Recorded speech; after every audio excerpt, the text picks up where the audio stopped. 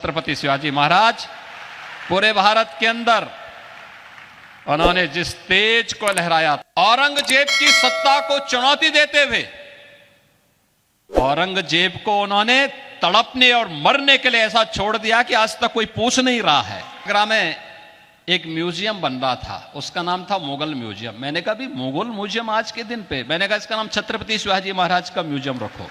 और महाराष्ट्र वाले इसीलिए सौभाग्यशाली हैं, इन पूज्य संतों का आशीर्वाद आज तो आपको प्राप्त हो रहा है, सैकड़ों वर्षों से प्राप्त हो रहा है। और भक्ति से उपजी ये शक्ति ही दुश्मनों के दांत हमेशा खट्टा करती थी। समर्थ गुरु रामदास जी छत्रपति शिवाजी महाराज को यहीं से पैदा करते हैं। और छत्रपति शिवाजी महाराज पूरे भारत के अंदर उन्होंने जिस तेज को लहराया था, उस कालखंड में सोचिए,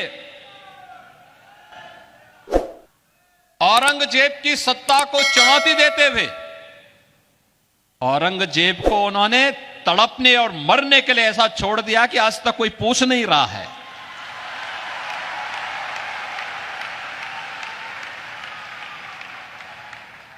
यह अद्भुत शौर्य और पराक्रम की धरती है, इसलिए है क्योंकि पूज्य संतों का सानिध्य प्राप्त हुआ। उनकी कृपा हमेशा यहां पे बरसती है। यहां के भक्तों ने अपने पूज्य संतों के सम्मान को जिन ऊंचाइयों तक पहुंचाया है, उसका परिणाम है कि शक्ति भी साथ साथ उनकी चलती है। और यह शक्ति का अद्भुत संगम छत्रपति शिवाजी महाराज के रूप में महाराष्ट्र के माध्यम से हम सबको देखने को मिलती है। यह मेरा सौभाग्य है कि जब मैं उत्तर प्रदेश में मुख्यमंत्री बना, आदरणीय प्रधानमंत्री जी ने जब मुझे दायित्व दिया तो मैं आगरा गया था। तो आगरा में एक म्यूजियम बन रहा था, उसका नाम था मुगल म्यूजियम। मैंने कहा भी मुगल म्यूजियम आज के दिन पे, मैंने कहा इसका नाम छत्रपति शिवाजी महाराज का म्यूजियम रखो।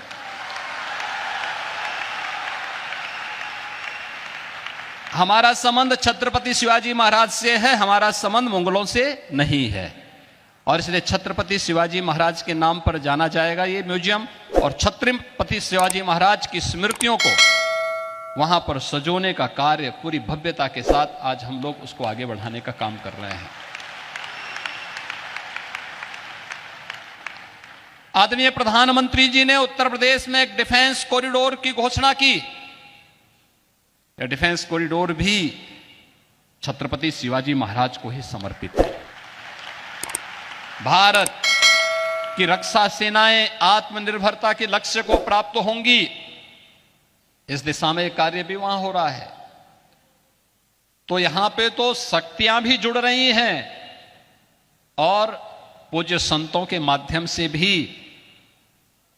भक्ति भी आपस में एक दूसरे का सानिध्य प्राप्त कर रही हैं। और इसी का परिणाम है, जब ये शक्ति मिलेगी, भक्ति और शक्ति का अद्भुत संगम होगा, तब 500 वर्षों की गुलामी की दास्ता से मुक्त होकर के अयोध्या में राम मंदिर का भव्य अद्भुत क्षण भी, वह अलौकिक क्षण भी हम सबको देखने को प्राप्त होता है। हमारे पूज्य संतजन मंच पर भी बैठे हैं, सामने भी बैठे हैं। इनके सानिध्य में प्रधानमंत्री मोदी जी के कर कमलों से, उनके परम पुरुषार्थ से 22 जनवरी 2024 की जो तिथि हम सबको अयोध्या धाम में देखने को मिली थी, अद्भुत है। और ये नई अयोध्या, ये भव्य दिव्य और नव्य अयोध्या आप सबको भी अपनी ओर आमंत्रित कर रही है।